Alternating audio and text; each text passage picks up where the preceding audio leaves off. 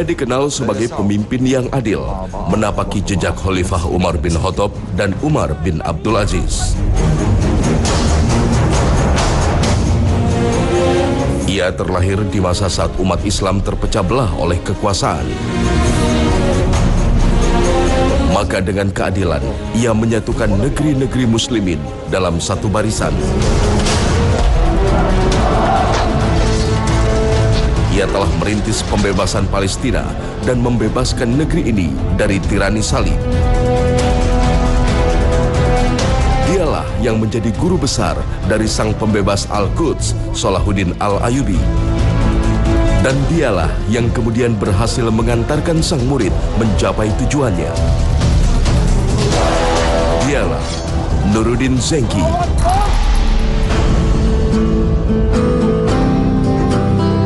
Lahir tahun 511 Hijriah, Nuruddin Mahmud Zenki tumbuh di masa umat Islam tengah terpecah belah.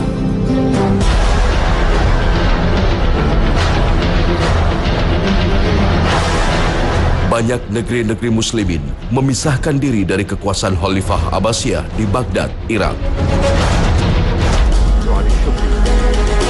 Namun beruntung, Nuruddin dibesarkan ayahnya Imaduddin Zenki, pemimpin kota Halab atau Aleppo di Syam atau Suriah.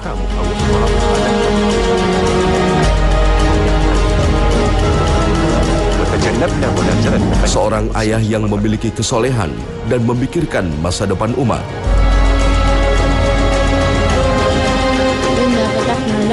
Itu sebabnya Nuruddin Zenki dididik dengan bekal ilmu agama dan kepemimpinan yang baik.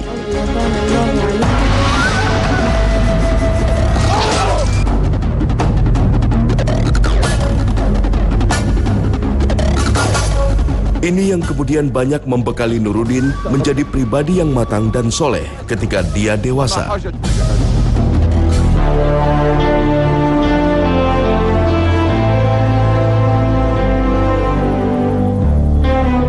Saat sang ayah wafat, Nuruddin diangkat menggantikan sang ayah pada tahun 541 Hijriah di usianya yang ke-30 tahun. إنما جمعتكم لأبين لكم سياستي وأسمع منكم النصح والمشورة. Sejak menjadi penguasa Aleppo di Syam, Nuruddin langsung memaklumkan perang melawan pasukan salib yang banyak menguasai wilayah-wilayah muslimin. أما ما كان عليه الملك الشهيد زنكي رحمه الله من طلب العدو وبذل النفس فيه فنمضي فيه قدما إلى غايته، وغايته بيت المقدس وتحرير الساحل من الفرنجة، فلا يبقى فيها فرنجي إلا من جاء حاجا مستأمنا، فلا والله لا نرده، ولا تصح عنا هذه الغاية إلا بشرطين، أما الأول فهو العدل في الناس وإصلاح حالهم، وأما الثاني فهو وحدة الأمة واجتماع كلمتها. كفيت ووفيت يا محمود، نقيم على هذا معك ما أقمت عليه، فإن تغيرت تغيرنا عليه، أليس كذلك أيها القوم؟ صحيح الله.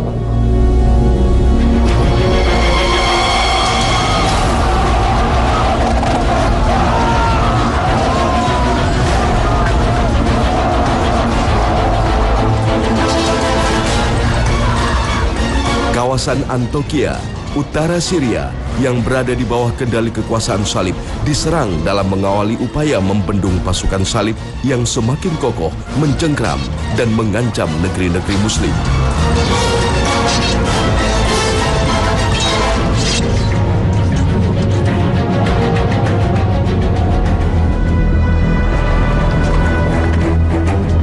Pada tahun 1148, Perang Salib II memasuki Syria. Dipimpin Raja Louis VII dan Konrad III mencoba menyerang Damaskus. Namun pasukan salib segera meninggalkan Damaskus sebelum pasukan Nuruddin tiba.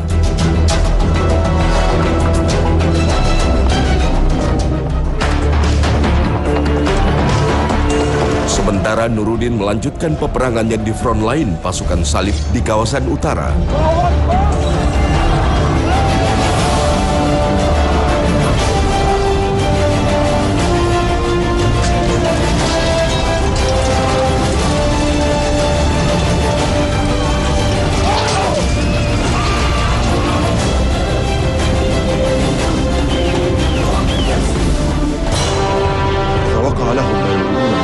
Sejak dinobatkan sebagai pemimpin Halab atau Aleppo di Syam, Nuruddin membangun negerinya dengan keadilan yang dicontohkan para khalifah adil muslimin. Ia begitu mengidolakan sosok Umar bin Abdul Aziz, khalifah muslimin yang dikenal alim dan adil. Kalau kita mau melihat bahwa Umar bin Abdul Aziz memimpin hanya 29 bulan, hanya 2 tahun setengah. Sementara Imad Nuruddin Zenki itu memimpin selama 28 tahun. Kalau di sini 29 bulan, di sini 28 tahun. Maka kalau kita mau melihat, andai Allah SWT memberikan usia pada Umar bin Abdul Aziz, maka kurang lebih keberhasilannya akan seperti keberhasilannya Nuruddin Zenki, bahkan lebih. Karena sesungguhnya Nuruddin Zenki adalah pengagum berat Umar bin Abdul Aziz. Dan kita tahu Umar bin Abdul Aziz adalah merupakan keturunan cicit dari Umar bin Khattab radhiyallahu anhu. Dari Rasul itulah turun seorang pemimpin besar, Umar. Dari Umar turun cicit Umar bin Abdul Aziz. Dari Umar bin Abdul Aziz turun kekagumannya kepada Nuruddin Zenki. Dan dari Nuruddin Zenki lahir orang besar. Ini adalah didikan langsung Nuruddin Zenki, yaitu Salahuddin Al-Ayyubi, yang namanya bergema hingga hari ini. Bahkan kita mungkin lebih mengenal Salahuddin daripada Nuruddin. Maka perhatikan itu, rangkaian kekaguman pada seseorang yang baik. Dan ini semua yang harus menjadi pertanyaan pada kita semuanya. Pertanyaannya adalah tinggal kita, siapa orang yang kita kagumi. Dan siapa yang dikagumi oleh anak-anak kita. Karena kita semua akan menjadi seperti orang yang kita kagumi. Berbagai kebijakan baru dikeluarkan untuk menata rakyatnya. Setiap langkahnya tak pernah lepas dari peran ulama yang mengitari kekuasaannya. Maka ia pun mengembalikan seluruh kebijakan negeri berdasarkan syariat agama.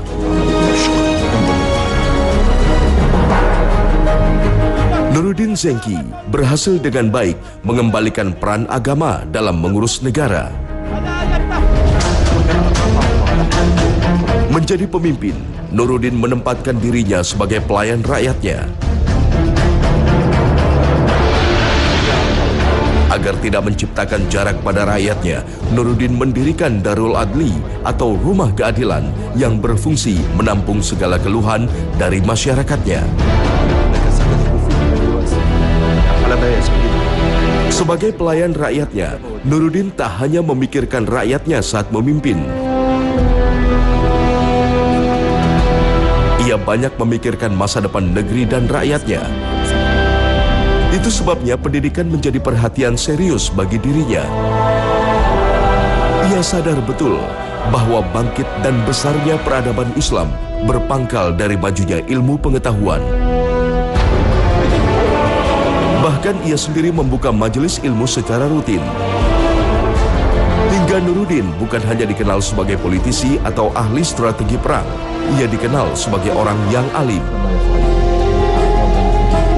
Kebijakan lain Nuruddin yang mengejutkan serta menggembirakan masyarakatnya adalah dihapusnya pajak yang selama ini mencekik masyarakat. Kebijakan yang menjadi kritikan soal sumber pemasukan negara. Namun ia kemudian berhasil membuktikan pertumbuhan positif ekonomi di wilayah kepemimpinannya.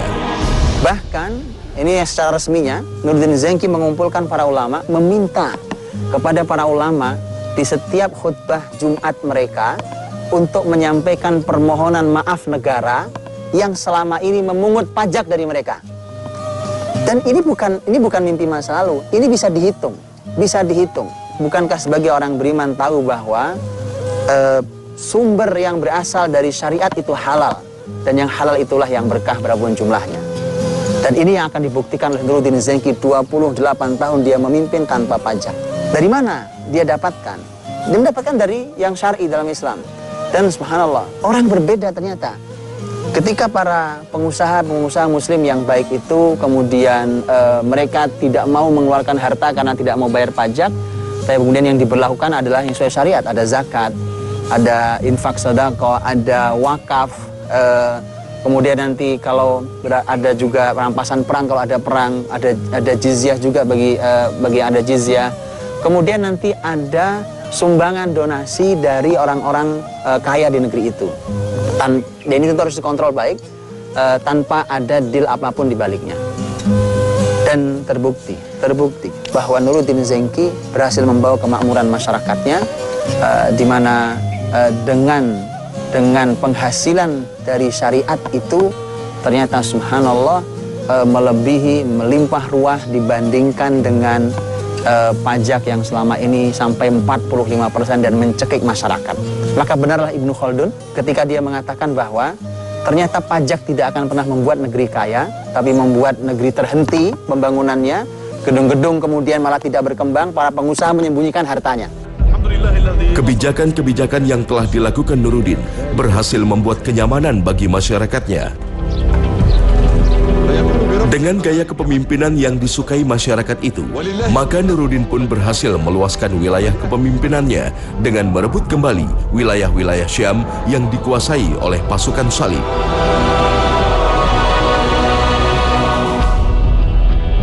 Inilah yang kemudian membuat Nuruddin semakin yakin untuk menyatukan negeri-negeri Muslim yang membentang dari Sungai Yufrat di Irak hingga Sungai Nil di Mesir. Sejarah mencatat, Nuruddin berhasil mengembalikan 52 kota di wilayah Syam ke tangan Muslimin.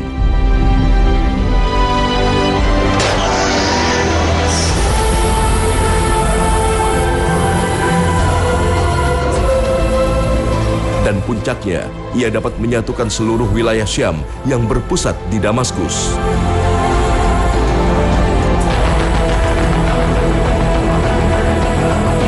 Maka di saat pusat kepemimpinannya berpindah ke Damaskus, masyarakat Damaskus pun amat bergembira menyambut kehadiran Nuruddin Zenki. Disinilah Salahuddin Al-Ayyub yang masih remaja mulai memperhatikan dan mengagumi sosok pemimpin Nuruddin Zenki yang mampu membawa kenyamanan dan keadilan bagi masyarakatnya. Al-Quds ya Nuruddin, Al-Quds amanatun fi 'unqik. لا يفلت عنها شيء أو تفلك دونه. هي كذلك يا سيدي، إنما بالدعاء.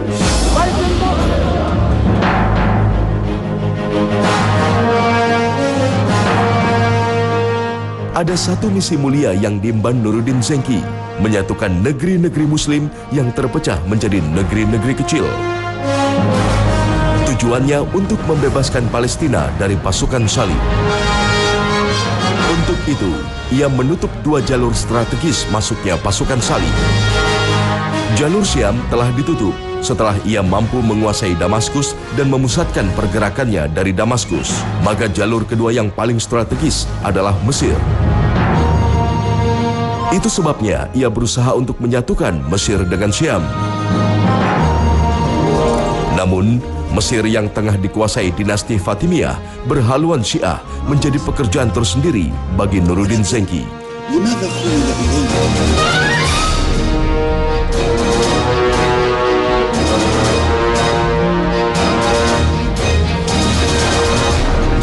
Diutuslah Asaduddin Syirkuh dan Salahuddin Al-Ayyub untuk menyatukan dan mengembalikan akidah masyarakat Mesir.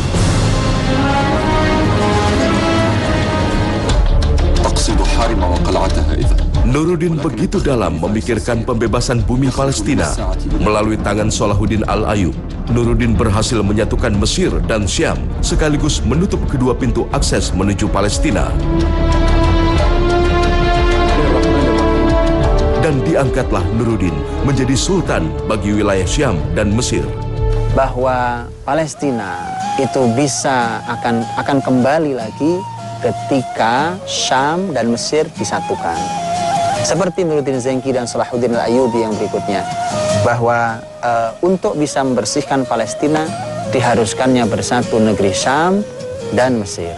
Maka perhatikanlah, hari ini ketika musuh-musuh Islam tidak pernah ridho Syam kembali dalam pangkuan Islam dan Mesir dalam keadaan mereka juga tidak ridho Mesir dalam keadaan nyaman. Seharusnya ketika mereka kembali bertemu, dan pertemuan itu tidak bisa direkayasa, itu pertemuan imani.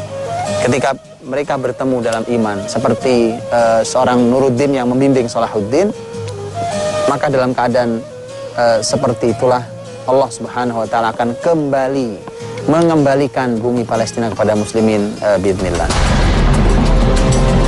Semakin dekatlah cita-cita Nuruddin untuk membebaskan bumi Palestina.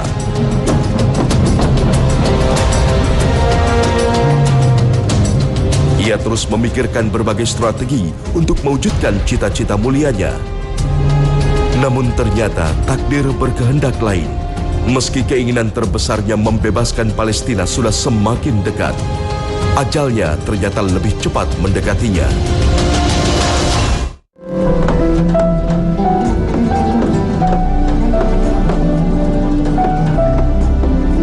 Tanggal 1 Syawal tahun 569 Hijriah atau Hari Idul Fitri, Nuruddin menggelar pesta rakyat atas hitan putranya.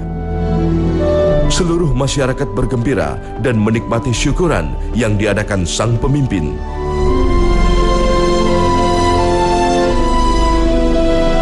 Ternyata kegembiraan itu menjadi kegembiraan terakhir masyarakat bersama pemimpinnya.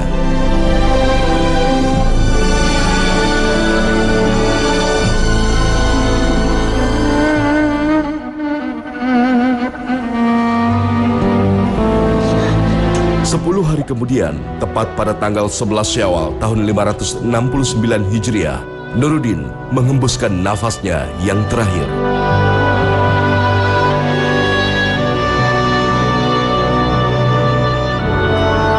Inna lillahi wa inna ilaihi raji'un. Seluruh masyarakat bersedih atas wafatnya pemimpin yang amat mereka cintai. Ada seseorang di Syam itu merasakan kedoliman. Dia didolimi lagi oleh seorang pemimpin, kemudian dia keluar dari rumahnya dengan menangis, kemudian dia pergi ke kuburan Nuruddin Zenki. Dia pergi ke kuburan Nuruddin Zenki karena dia baru saja merasakan kenyamanan hidup, ketentraman, dia rasakan keadilan dari pemimpin adil yang zuhud itu. Tapi kemudian setelah itu sekarang dia merasakan kedoliman lagi. Dan begitu dia pergi, ternyata di sana ada banyak orang yang juga sama datang ke kuburan Nuruddin Zenki. Kemudian dia berteriak mengatakan, wahai Nuruddin Zenki, mana keadilanmu, datangkan kembali keadilan itu. Peristiwa ini sampai di telinga Salahuddin Al-Ayyubi yang posisinya sedang di Mesir, yang saat itu adalah pemimpin besar. Dan Salahuddin kemudian segera memberikan teguran kepada pemimpin yang menzalimi itu. Kemudian Salahuddin menemui orang tersebut. Begitu ditemui orang tersebut, dan orang tersebut tahu bahwa Salahuddin telah menyelesaikan masalah, orang itu menangis kembali. Salahuddin bertanya, kenapa menangis lagi? Dia mengatakan bahwa segala puji bagi Allah yang telah menggantikan pemimpin adil dengan pemimpin yang adil. Yaitu maksudnya Nuruddin Zenki yang adil digantikan oleh Salahuddin Al-Ayyubi yang adil. Salahuddin subhanallah mengatakan dan tidak pernah lupa jasa gurunya, Nuruddin. Dia mengatakan, aku ini hanya merupakan hasil didikan Nuruddin Zenki. Meski ia tidak berhasil membebaskan Palestina dari tangan-tangan pasukan salib, Nuruddin telah berperan begitu besar mengantar generasi setelahnya melaksanakan tugas mulia. Tidak sia-sia perjuangan yang telah dilakukan Nuruddin Zenki.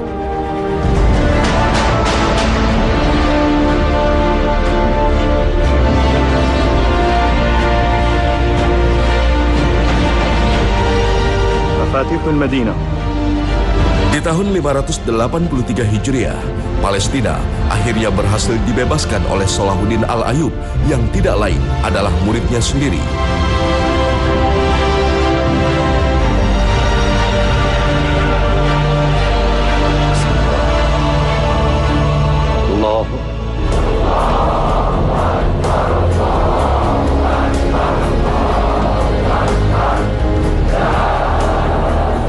Yang begitu mengagumi sosok Nuruddin Zenki dan menjadikannya sebagai sumber inspirasi.